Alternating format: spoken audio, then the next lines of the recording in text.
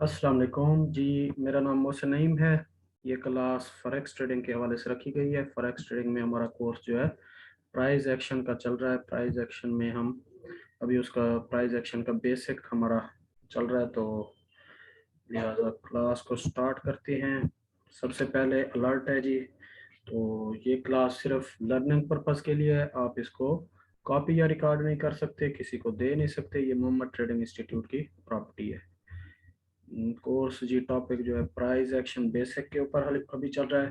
तो पिछले जो क्लास थी उसमें मैंने आप लोगों को बताया था कि रीड कैसे करते हैं कैंडल को, विक्स क्या होती हैं, और उसके अलावा बात हुई थी कि टाइम फ्रेम के हवाले से बात हुई थी, पिप्स और एसएलपीपी थोड़ा सा वजाहत हुई थी। लेकिन आज बात करेंगे वेयर प्लेस टीपी, टीपी कहाँ होना चाहिए। ठीक है, बात अब मेरी तवज्जो से सुननी है। देखिए टीपी और एसएल, फर्स्ट थिंग जो है, पहली चीज जो है अपने माइंड में रखें, टीपी और एसएल, ये जो मैं बता रहा हूँ ना, टीपी और एसएल, ये फिक्स नहीं है। मेरी बात को सुनना, बात तवज्जो से सुनना। मैं क्या कहना चाह रहा हूँ, टीपी आप अपनी मर्जी से रख सकते हैं, एसएल आप अपनी मर्जी से रख सकते हैं। ठीक है, ये कोई फिक्स नहीं है। ये टीपी फिक्स और एसएल फिक्स नहीं है। ठीक है, लेकिन जो मैं ये बता रहा हूँ ना, वेयर प्लेस टीपी, ये मैं अपने एक्सपीरियंस से बता रहा हूँ और अपना जो मेथड पढ़ा रहा हूँ ना, उसके हिसाब से बता रहा हूँ कि आपको अपना टीपी और एसएल कहाँ रखना चाहिए। बात समझ आ रही है? टीपी आप अपनी मर्जी से रख सकते हैं, एसएल भी अपनी मर्जी से रख सकते हैं, लेकिन मैं अपने रूल्स के मुताबिक बता रहा हूँ कि कैसे आपने रखना है। ठीक है, मनी मैनेजमेंट जो है ना, ये जो सारी मनी मैनेजमेंट की हमने क्लास पढ़ी थी, वो वो भी एक अच्छी चीज है। 1% रिस्क लें, 1% अपना एसएल रखें, और दूसरा अपना टीपी जो है वो क्या करें, 2% रखें, या अकॉर्डिंग टू योर मेथड, अपने मेथड के हिसाब से रखें। ठीक है, जहां पे टीपी बन रहा हो। लेकिन इसका और आसान तरीका है, पूरी मनी मैनेजमेंट इसी बात में आ जाती है। वो कैसे कि आप अपना जो एसएल रख रहे हैं उसका डबल कर दें टीपी को। ये बहुत आसान तरीका है, 1:2 हो जाएगी। तो अब कितने का कम से कम, अब देखिए एक एंट्री आपको मिल रही है, कोई भी एंट्री है, वो बाय की एंट्री आपको मिली है, और उसका टीपी, देखिए आगे जाके लेवल्स पढ़ेंगे, लेवल्स के लिहाज से ना उसका टीपी क्या हो रहा है, टीपी हो रहा है जी, मिसाल के सर तौर। सर सर जी। जी जी जी जी, जल्दी बोले। हेलो जी, क्या मसला है? रिकॉर्डिंग हो रही है, जल्दी बोले।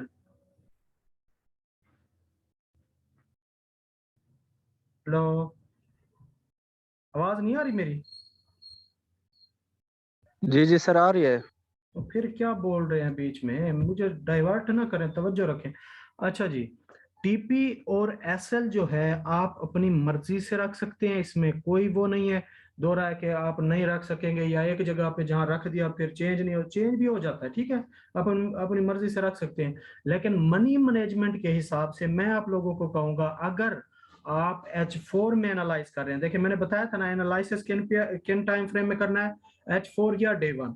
अगर आप H4 में एनालाइज कर रहे हैं तो आपका कम से कम जो टीपी है ना, कम से कम यानी कि 80 से 100 पिप्स के दरमियान होना चाहिए। ठीक है, इससे ज्यादा ना रखें। ज्यादा रखने का मतलब ये है कि उसके लिए फिर आपको वेट ज्यादा करना पड़ेगा। तो आप डे ट्रेडर हैं, डे ट्रेडर के हिसाब से ये 80 से 100 पिप टीपी बहुत अच्छा होता है। ठीक है, बात समझ आ गई? अगर आप डे 1 में एनालाइज कर रहे हैं तो तब 100 से 130 पिप के दरमियान आपका टीपी होना चाहिए। ठीक है, सर आपकी आवाज नहीं आ रही, सर आवाज क्लियर नहीं आ रही, बिल्कुल रुक रुक के आ रही है। सबके पास इशू है या सिर्फ यासिर के पास है? नहीं सर जी, उनके हमारे पास है। पास तो सही आपकी आ रही आवाज है। तो क्लियर आ रही है। आपका नेटवर्क का मसला है, डिस्टर्ब ना करें आप, नेटवर्क सही करें, जगह चेंज करें।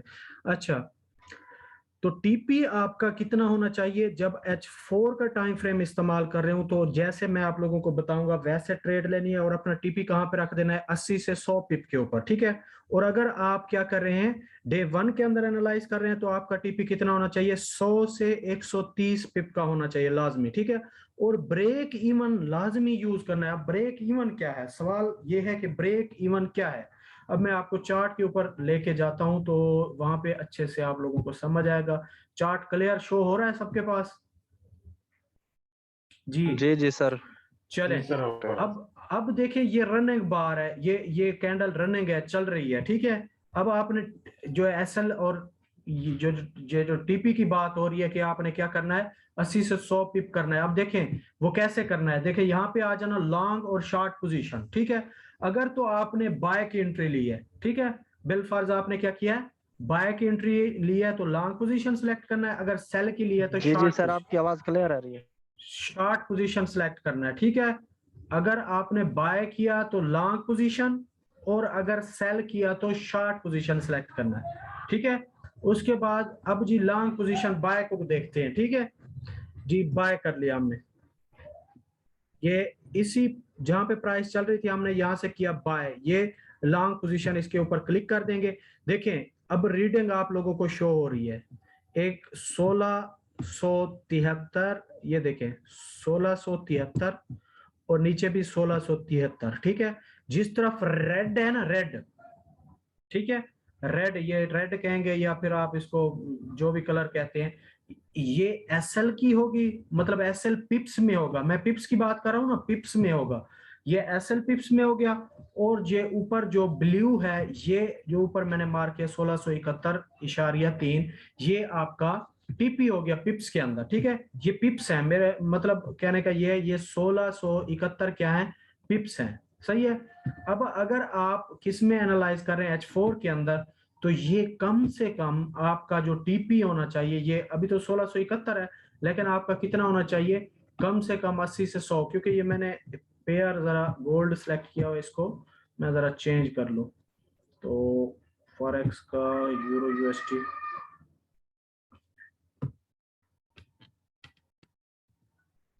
आ गया यूरो यूएसटी, इस पे आ जाते हैं जी।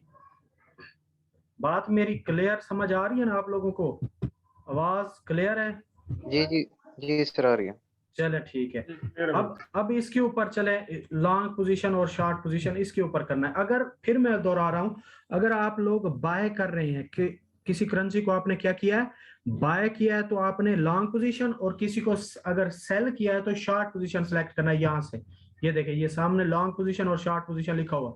अब हम बाय कर रहे हैं यहां से, ये यहां से हम बाय कर लेते हैं, ठीक है। तो अब हमारा लॉन्ग पोजीशन जो ये 35 है, इसको कम से कम कितना होना चाहिए, 40, सॉरी, अगर हमने ऐसे समझ लें H4 में एनालिसिस किया था, एंट्री हम H1 में ले रहे हैं, तो H4 में एनालिसिस के ऊपर कितना आपका टीपी होना चाहिए, बोले जरा। 80 से 90, 80 से 100, 80 से 100 सर। ये 80 से 100 सर। देखिए ये 80 है, ठीक है, ये 80 के ऊपर लाजमी कर देना, ये 81 हो रहा है, ये 80.2, ठीक है। ये आपका टीपी हो गया, यहाँ पे 80 से कम टीपी वाली एंट्री नहीं लेनी। अगर इससे कम हो रही है, फॉर एग्जांपल, ये मैं थोड़ा आप लोगों को साथ एसएल भी दिखा दूं, एसएल 35 पिप का बन रहा है, आपका एसएल भी कितना होना चाहिए, देखें 40 का हो गया, 1:2 पूरी हो गई। ऊपर देखें यहाँ पे रेशो शो हो रही है, यहाँ पे ये आपकी रेशो नजर आ रही है, ठीक है। ये आपके टीपी का 80 पिप आ गया, और ये नीचे आपका एसएल 40 का आ गया, ठीक है। अब यहाँ पे आपने एंट्री ली, ये आपके रूल्स के मुताबिक है, मेरी बात समझ आ रही है, ये आपके रूल्स के मुताबिक है। और अगर आप क्या करते हैं, अगर आप इसके उलट चलते हैं, मिसाल के तौर पर आप अपना एसएल रखते हैं 80 का, अब सुने मेरी बात तवज्जो से, एसएल अपना कर देते हैं बड़ा, ये 80 का कर देते हैं, और क्या कर देते हैं, टीपी भी 80 का कर देते हैं, तो ये 1:1 हो जाएगी, मतलब रेस का रिवार्ड आपका बराबर हो जाएगा, जो कि हमारे रूल्स के मुताबिक नहीं है। हम कहते हैं 1:1 कम अज कम होना चाहिए, ठीक है। अच्छा अब आप क्या करते हैं, 80 तो इसका रखते हैं एसएल, अब मेरी बात तवज्जो से सुनना, मैं सारे सिनेरियो क्लियर कर रहा हूँ। 80 का आप इसका एसएल रखते हैं, और इसका टीपी आप कर देते हैं 20-30 का।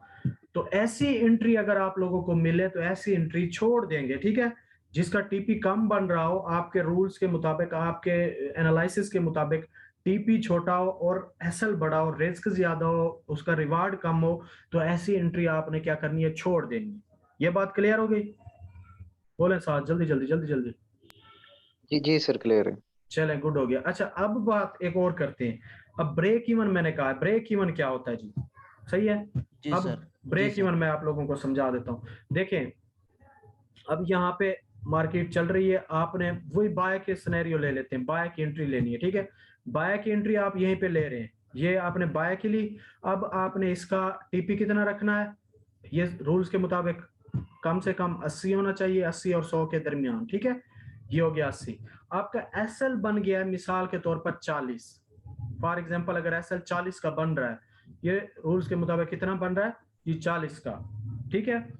अब 1:2 भी क्लियर है, हर चीज क्लियर है, लेकिन आपने जैसे ही मार्केट आपके फेवर में आए, मिसाल के तौर पर 40 पिप का आपने एसएल रखा था और 40 पिप ही बाय में चली जाए, आपको प्रॉफिट दे जाए, आधी आ जाए, यहां तक आ जाए, मेरी बात समझ आ रही है ना, कि हाफ आ जाए। हमारा टीपी तो 1:2 था, लेकिन 1:1 मिसाल के तौर पर यहां अगर बनती है, यहां पर आ जाए मार्केट, तो आपने क्या करना है, आधा प्रॉफिट क्या कर लेना, बुक कर लेना है। आधा प्रॉफिट बुक किसको कहते हैं, मतलब आधी ट्रेड क्लोज कर देनी। अगर 0.02 की लाट आपने लगाई थी, 0.02 की लाट आपने लगाई थी, तो 0.01 की क्या कर देनी है, क्लोज कर देनी, आधी ट्रेड क्लोज कर दी। बात समझे, यही सारा कुछ है। ये ओल्ड मेंबर को भी समझ नहीं आ रहा था बाद में, तो आप अभी से जरा तवज्जो रखें। तो यहां से जैसे ही आधा प्रॉफिट आपका, यानी कि रिस्क जितना लिया था उतना आपके प्रॉफिट में फेवर में मूव कर आई है, तो फिर आपने क्या करना है, हाफ ट्रेड को क्लोज कर देना है। हाफ ट्रेड मतलब 0.2 की आपने एंट्री ली थी, तो 0.01 की क्या कर देनी है, क्लोज कर देनी है, और 0.01 टीपी तक चलने देना। टीपी तो यहाँ पड़ा हुआ है ना, ऊपर यहाँ रखा है आपने, ठीक है। और जो एसएल था, अब इसको ब्रेक इवन समझा रहा हूं, जब हाफ मूव हो जाए तो आधी ट्रेड क्लोज कर देनी है और अपना एसएल उठा के यहाँ से, यहाँ पे था ना एसएल, इसको उठा के जहां पे एंट्री ली है यहाँ पे ले आना है, यहाँ पे, ताकि आपको अगर ये मार्केट यहां तक आधी तो आपके फेवर में आई है, अगर यहां से ऐसे घूम फिर के वापस भी आ जाए तो आपका लॉस ना हो, बल्कि आपने कुछ ना कुछ उल्टा कमा लिया हो, ठीक है। तो जैसे वापसी आएगी ये आपका ब्रेक इवन उठाएगी और आपको लॉस नहीं होगा, प्रॉफिट आपने आधा बुक कर लिया था वो आपको मिल जाएगा। बात समझ आ गई? किसी का कोई यहाँ पे सवाल है तो पूछ लें जल्दी जल्दी, जरा किसी को कोई बात समझ ना आई। सर जी अगर जी सर जी बोले। अगर मार्केट ऊपर जाएगी तो हम खुद सेलेक्ट करेंगे यहाँ पे रुक जाए या ऑटोमेटिक रुकेगी? नहीं, मार्केट तो खुद ही चल रही है ना, आप तो जैसे नहीं रोक सकते, आप नहीं रोक सकते। आपने यहाँ पे एनालिसिस किया था, ठीक सर है। हमारा जी जी जी जी सर। बोले बोले, आप क्या कह रहे हैं। जैसे आपने यहाँ पे हाफ निशान लगाया 0.01 पर, जी जी यहाँ पे खुद ब खुद ऑटोमेटिक लगेगा या हम खुद लगाएंगे? नहीं, खुद आपको क्लोज करनी पड़ेगी ये, ठीक है। यहाँ पे खुद निकलेगी, जहाँ जी पे टीपी सर। आप लगाएंगे ना, टीपी खुद ब खुद हो जाएगा, लेकिन हाफ क्लोज आपने खुद अपने हाथों से करनी है, ठीक है। माइक माइक ऑफ कर दें। सर अगर यहाँ पे हम अपनी ट्रेड क्लोज करते हैं तो वो बंद नहीं हो जाएगी? नहीं नहीं, हाफ क्लोज करनी, हाफ क्लोज हो जाती है, ये अक्सर ट्रेडर को पता नहीं है। ये हाफ क्लोज मतलब आधी ट्रेड क्लोज कर देनी है प्रॉफिट में, आधी चलने देनी है। मैं हाफ क्लोज आप लोगों को सिखाता हूँ कैसे हाफ क्लोज होगा, बल्कि कल की क्लास में रखेंगे। आप मुझे ना क्लास से पहले बता देना, जो अगली क्लास होगी ना, हाफ क्लोज कैसे करना है ट्रेड को, ठीक है। जी ठीक होगा। चले, और किसी का कोई सवाल है? हाफ क्लोज हो जाती है, ये बड़े बड़े ट्रेडर्स को पता नहीं है कि हाफ क्लोज कैसे होती है, पेंडिंग ऑर्डर कैसे लगता है, तो ये मैं आप लोगों को बता दूंगा, ठीक है। क्लियर हो गया यहाँ तक? किसी का कोई सवाल है कोई माइंड में? चलें, क्लियर है मेरे ख्याल में। चलें जी, अब ना जरा कर लेते हैं, स्लाइड पे चले जाते हैं वापस। जी, आप लोगों को समझ आ गया कि टीपी 80 पिप कैसे रखना है, 80 से 100 पिप, और साथ में दूसरी चीज जो है ब्रेक इवन क्या होती है। ये बहुत ही अहम चीज है ब्रेक इवन, कि जैसे ही 1:1 की मूवमेंट हो जाए, आपकी जितना आपने रिस्क लिया था उतना आपके फेवर में आ जाए, उतना ही प्रॉफिट हो जाए, तो उसको हाफ ट्रेड को क्लोज कर देना है और एसएल को उठा के एंट्री वाली जगह पे ले आना है, ताकि आपका ब्रेक इवन हो जाए, मतलब आपका जो प्रॉफिट आधा था वो आपका सेव हो जाए, आपके अकाउंट में आ जाए। ये बात सबको क्लियर हो गई? अब चलते हैं जी नेक्स्ट। अच्छा, अब एनालिसिस, अब बात आ रही है प्रैक्टिकल की, तो थोड़ा तवज्जो से बैठना। तो बात करते हैं जी एनालिसिस के रूल्स क्या हैं। आज थोड़े से रूल्स मैं बता देता हूं, तो कल इंशाल्लाह जैसे ही क्लास होगी तो आप साथ में मुझे प्रैक्टिकल भी करके बताओगे। आज सिर्फ रूल्स बता रहा हूँ, ये रूल्स डेली आपके साथ होंगे जब तक आपने ट्रेड करनी है जिंदगी में। ये रूल्स आपने अपने साथ रखने हैं, मुझे चार्ट भेजने हैं, ये रूल्स साथ रखने हैं, हर चीज में ये रूल्स आपके साथ होंगे जी। पहला रूल्स क्या है ये नोट कर लें, चार्ट शुड बी क्लियर। अब ये इसका क्या मतलब है, chart should be clear, not use any indicator. पहला रूल ये है, देखें जैसे ही ट्रेडर क्या करते हैं, मैं अभी चार्ट पे ले जाता हूँ, आप लोगों को बता देता हूँ चार्ट क्लियर कैसे होता है जी। पहली जो चीज है वो क्या है, चार्ट आपका क्लियर साफ सुथरा होना चाहिए, दूर से नजर आना चाहिए साफ सुथरा। तो नॉट यूज एनी इंडिकेटर ये भी मैं बता देता हूँ क्या होता है। तो अक्सर ट्रेडर के ना चार्ट जो होते हैं ना इंडिकेटर से भरे होते हैं, वो इतने इंडिकेटर यूज करते हैं कि प्राइस नजर ही नहीं आ रही होती, सारे ऊपर इंडिकेटर ही लगे होते हैं। तो मैं जो यूज करता हूं, मैं कहता हूं हमारा चार्ट जो है नेक्ड होना चाहिए, बिल्कुल साफ क्लियर होना चाहिए, सिर्फ RSI उसके ऊपर लगा हो, बाकी कोई चीज ना लगी हो, ठीक है। तो अब एक रूल ये हो गया। दूसरी चीज है use Day 1 and H4 time frame. मेरे जहन के मुताबिक H4 और Day 1 से नीचे जो है ना वो एनालाइज नहीं करना चाहिए। वैसे करते हैं, वो रूल्स यही होते हैं, हर चीज होती है, लेकिन बेहतर है आप Day 1 और H4 से नीचे ना जाएं। H1 में भी कुछ स्ट्रेटजीज हैं, मैं आप लोगों को यूज करने की इजाजत दूंगा, लेकिन मोस्टली आपने कौन सा टाइम फ्रेम यूज करना है, Day 1 और H4। ये बात क्लियर हो गई। पहला रूल है चार्ट आपका क्लियर होना चाहिए, साफ सुथरा होना चाहिए। दूसरा आपका Day 1 और H4 टाइम फ्रेम से कम टाइम फ्रेम यूज नहीं करना एनालिसिस के लिए। इन दो टाइम फ्रेम के अंदर जिसमें आपका दिल चाहे आप एनालाइज करें, ठीक है। उसके बाद आपकी जो बार्स हैं, कैंडल्स हैं, जो मैंने आप लोगों को क्या करनी थी, मैयर करना भी सिखाई थी कि कैसे आप गिनती कर सकते हैं, वो चार्ट के ऊपर 250 से 300 लाजमी शो होनी चाहिए। ये 3 बातें बस, इसके अलावा और अभी कोई रूल नहीं है। तो अब पहली जो चीज है, अब बात करते हैं जी नेक्ड चार्ट या चार्ट शुड बी क्लियर से क्या मुराद है, वो मैं आप लोगों को चार्ट के ऊपर जाके दिखाता हूँ जी। चार्ट शो हो गया सबके पास, जल्दी जी बताइए। सर, हो गया। जी सर। अच्छा देखिए, मेरा चार्ट आप लोगों को नजर आ रहा है, जी आपके जी सामने, आपके सामने ओपन है।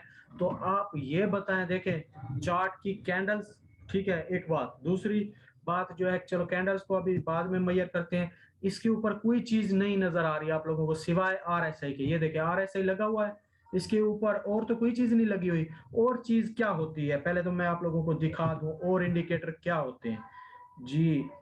थोड़ी सी इसके ऊपर बात कर लेते हैं, ठीक है। ये तो हो गया आपका फेवरेट इंडिकेटर, ठीक है। चले इसको बल्कि नहीं छेड़ते, अगर कहते हो तो बता देता हूँ, वरना बस आपको RSI जरूरत है, RSI मैंने बता दिया कैसे लगता है, और समझा दूं, जल्दी बताएं जरा। सर आप बेहतर जानते हैं, जैसे आप कहेंगे। चलो अकोमिलेशन एंड डिस्ट्रीब्यूशन में लगा देता हूँ, एक ये चार्ट है, ठीक है, इसको मैं वैसे लगा देता हूँ।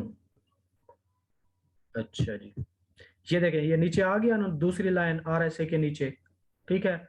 ऐसे ही एक लगा होता है वॉल्यूम का, वॉल्यूम का जरा कीबोर्ड में मसला है। चले इसी का एक और नीचे आ रहा था, एडवांस डेक्लाइन, ये MACD, ठीक है, इसको लगा देता हूँ। तो ये भी मैं आप लोगों को लगा देता हूँ। उसके बाद देखें ये है, ये नजर आ रही है लाइन वॉल्यूम की, ये नीचे MACD के अंदर ही देखें जी लाइनें सर, आ नजर, रही हैं। ये जी हो जी गया। नजर आ रही। ये ऊपर ऊपर अकोमिलेशन डिस्ट्रीब्यूशन वाला लग गया, उससे ऊपर RSI, नीचे ये MACD एक स्ट्रेटजी भी है, और ये आ गया। अच्छा इसके बाद एक और मूविंग एवरेज लगा होता है इसके साथ ही, प्राइस के साथ, मैं जरा उसको देख लेता हूँ। ये ना ऐसे लोगों के चार्ट भरे होते हैं ना, मैं हैरान होता हूँ देख के कि पता नहीं ये कहाँ से ले आते हैं इतनी सारी मूविंग एवरेज। पता नहीं कभी, एक तो कीबोर्ड ही काम नहीं कर रहा। चले इसको मोमेंटम या ये कोई लगा लेते, ये मूविंग एवरेज क्रॉस आ गया, ठीक है, ये लगा देते। मोर इंडिकेटर मोर ट्रेडिंग पॉसिबिलिटी। अच्छा इसमें नहीं लग रहा, वो कहते हैं 3 से ज्यादा अभी यूज नहीं कर सकते, क्योंकि ये प्रैक्टिस के लिए मैंने अकाउंट रखा हुआ है, तो इसके ऊपर वो 3 से ज्यादा भी नहीं लग रहे, ठीक है। तो ये इसके ऊपर अगर रियल अकाउंट बना होता ना फिर लग जाते, ठीक है। तो उसकी फीस होती है, वो ऊपर लिखा हुआ भी है, आप इसको अपग्रेड कर सकते हैं। ये सिर्फ आप लोगों को मैंने सिखाने के लिए रखा हो। अच्छा, तो ये इतने ज्यादा इसके ऊपर इंडिकेटर हमने इस्तेमाल नहीं करने, ठीक है। बात समझ आ रही है मेरी, मैं क्या समझाना चाह रहा हूँ। ये सारे हमने इसके ऊपर इस्तेमाल नहीं करने, सिर्फ और सिर्फ क्या इस्तेमाल करना है, सिर्फ और सिर्फ हमने क्या इस्तेमाल करना है, बोले जरा, याद है किसी को? जी सर, RSI। RSI, गुड हो गया। और RSI सर। RSI, अब बात हो रही जी है सर, इसको, RSI जी इसको कहते हैं नेक्ड चार्ट, ठीक है, क्लियर चार्ट, जिसमें सिर्फ RSI लगाओ और आपके पास कैंडल्स हो और कोई चीज ना हो, ठीक है। उसके अलावा यहाँ पे झंडे वगैरह होते हैं, वो भी रिमूव कर देने, ये सारी चीजें, ताकि आप लोगों को सामने आप लोगों के डिस्टर्ब ना करें, या आपके चार्ट को मतलब एक कॉम्प्लिकेटेड चार्ट ना लगे, बल्कि इजी और दूर से पढ़ने से समझ आना चाहिए भाई इस चार्ट के ऊपर क्या वजाहत की जा रही है, ठीक है। एक तो ये हो गया। अब दूसरी मैंने बात क्या की थी, बताया जरा, बोले हैं ये, भूल गया अभी से, अभी कैंडल जो पढ़ा। है ना वो 250 से 300 तक। नहीं नहीं नहीं, वो तीसरी चीज थी, ये टाइम फ्रेम आपका ये होना चाहिए, ये दो, या H4 या फिर डे 1, ठीक है। अभी ये Day one, जी H1 सर। ओपन है, ये नहीं करना है H1, Day वैसे वैसे मैंने ओपन किया हुआ है, लेकिन आपने क्या करना है, ये H4 या फिर डे 1 में एनालाइज करना है, इसके अलावा एनालाइज नहीं करना। ये बात क्लियर हो गई। थर्ड और जो सबसे इंपॉर्टेंट चीज है वो है आपके चार्ट के ऊपर कितने होने चाहिए, 250 से 3। ये मैयर के लिए आपको मैंने एक टूल दिया था, यहाँ से आप मैयर कर सकते हैं, और इसको कितनी होनी चाहिए, ये 100 तकरीबन 75 है, लेकिन यहाँ पे कितनी होनी चाहिए, 250 से 300 के दरमियान। अब वो कैसे होंगे, आप इसको क्या करेंगे, जूम आउट करेंगे और साथ में ये देखिए कम होती जाएंगी, ठीक है। फिर आप इसको एडजस्ट कर सकते हैं, देखिए यहाँ से चार्ट आपका शुरू हो रहा है और यहाँ तक 271 हो गए, ठीक है। अब आपको रीडिंग भी वाजे नजर आनी चाहिए, क्योंकि ये देखिए कहाँ पे क्लोज हो रही है कैंडल और कहाँ पे ओपन हो रही है, ये नजर नहीं आ रहा, तो थोड़ा सा इनको बड़ा कर लेना है या फिर थोड़ा सा जूम कर देना है। एक तो ये इस तरह बड़ी हो सकती है, और या फिर थोड़ा सा मजीद जूम कर देना, क्योंकि 271 हो गई थी, ये देखें इस तरह करके आगे कर देना। ये क्लियर, आपको कैंडल्स भी नजर आनी चाहिए और आपको 250 से 300 पीछे बैकग्राउंड भी होना चाहिए। क्लियर हो गया, नेक्स्ट चार्ट समझ आ गया आप लोगों को? कोई है सवाल? नेक्स्ट चार्ट क्या होता है, 250 300 कैंडल्स क्या होती है, और साथ में आप लोगों को तीसरी चीज मैंने क्या बताई है कि डे 1 और H4 के अलावा एनालिसिस नहीं करना। क्लियर? चलें जी, अब चलते हैं जी, देखते हैं कोई नेक्स्ट स्लाइड है तो उसमें क्या है जी। How many support and resistance level. अब जो ये नॉलेज वाला सवाल है, इसको माइंड में रखना है कि रेजिस्टेंस और सपोर्ट्स के लेवल कितने होते हैं। 3 लेवल होते हैं। फिर मैं दोहरा रहा हूँ, सपोर्ट और रेजिस्टेंस लेवल कितने किस्म के होते हैं, 3 किस्म के होते हैं।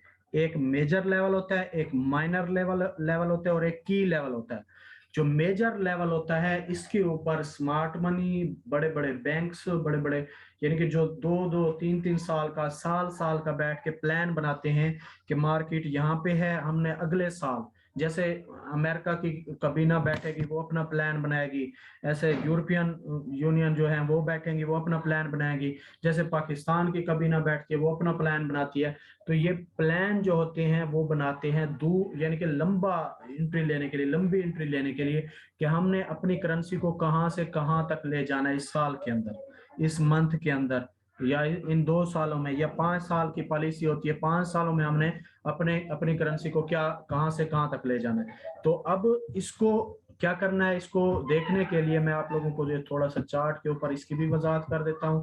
तो आप चार्ट शो हुआ है सबके पास? अच्छा, ये चार्ट नजर आ रहा है, बोले जरा। जी सर। इसको ना बिल्कुल जूम आउट कर देना है, नजर आ रहा है। इसको ना जूम आउट बिल्कुल कर देना, बिल्कुल ही जूम आउट, और जूम, ओए होए, एक तो ये जी सर, आ रहे नजर।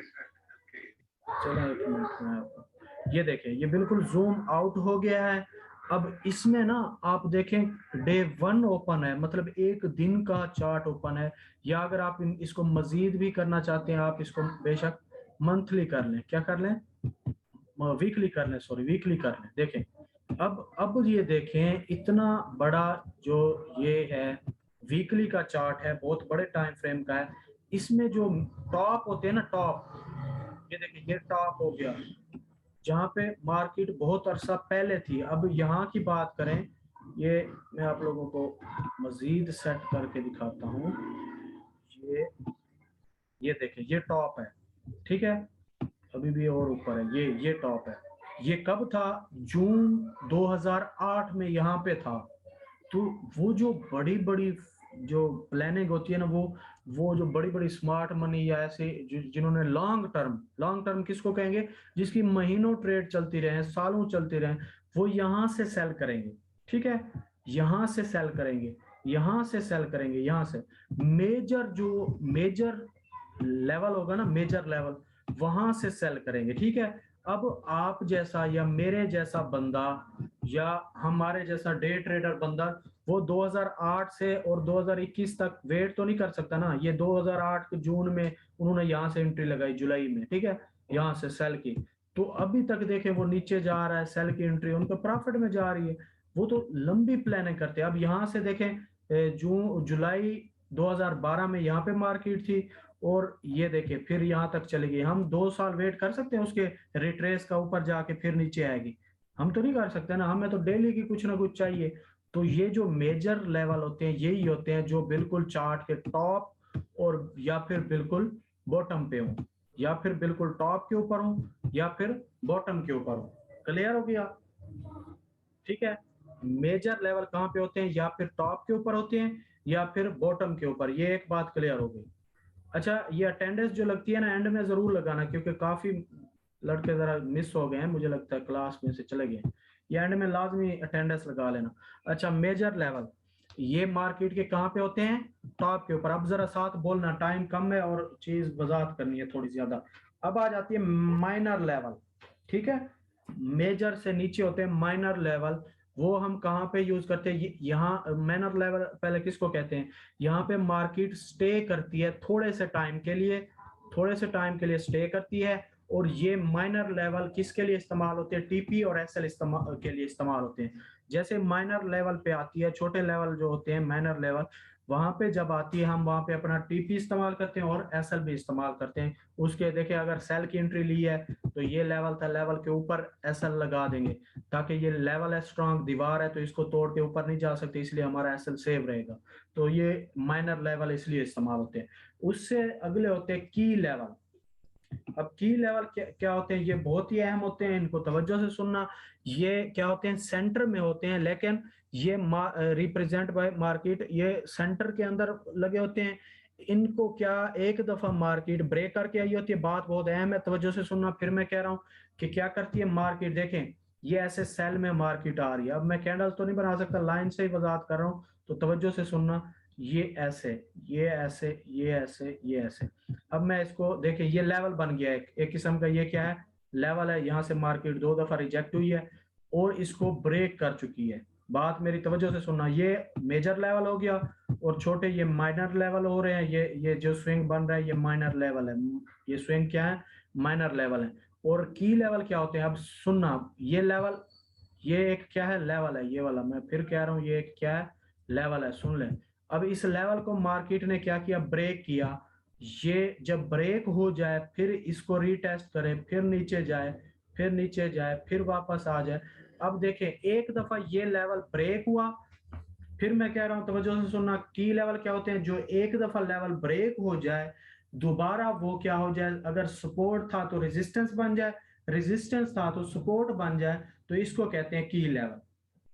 मेरी बात क्लियर समझ आ रही है कि एक दफा ये लेवल देखे ब्रेक हुआ, जो लेवल एक बार ब्रेक हो जाए दोबारा अगर सपोर्ट था तो रेजिस्टेंस का काम करने लगे, रेजिस्टेंस था तो सपोर्ट का काम करने लगे, उस लेवल को की लेवल कहते हैं। समझ आ गई जी, बोले, की लेवल की समझ आ गई? जी सर समझ आ गई। चले, गुड हो गया। की लेवल सर एक दफा दोबारा रिपीट। देखिए मार्केट किसी तरफ भी जा रही है, अभी बाय का सिनेरियो बना लेते हैं, ऐसे जा रही हो, ऐसे जा रही हो, और इधर से ऐसे समझे दो दफा रिजेक्ट हुई, ये यहाँ से, सॉरी यहाँ से, देखिए यहाँ से, इसको हम क्या कहेंगे, ये एक लेवल है, ठीक है।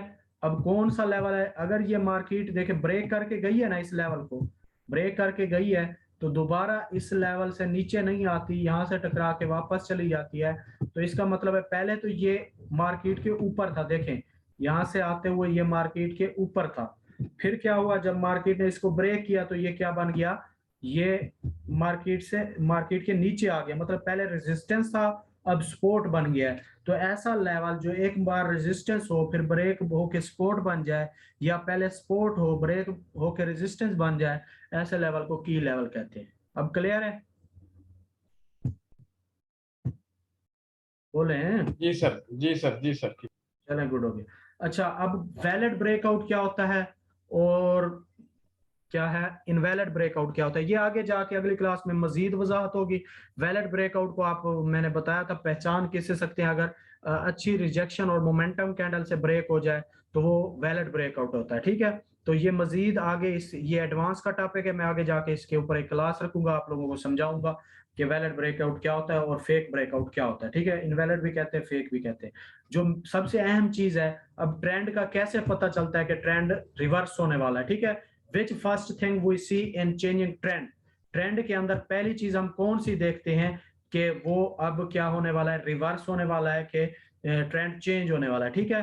अब ट्रेंड चेंज किसको कहते हैं, देखिए तीन किस्म के मैंने आप लोगों को सेटअप पढ़ाए थे, मार्केट के स्ट्रक्चर तीन किस्म के थे, एक अप ट्रेंड, एक साइडवे और एक डाउन ट्रेंड। अब बात करते हैं अप ट्रेंड चल रहा है, तो हम कब कहेंगे कि अप ट्रेंड अब खत्म होने वाला है, पहली चीज कौन सी होती है। अभी देखिए मैं बिल्कुल शॉर्टली वजाहत कर रहा हूँ, टाइम नहीं है।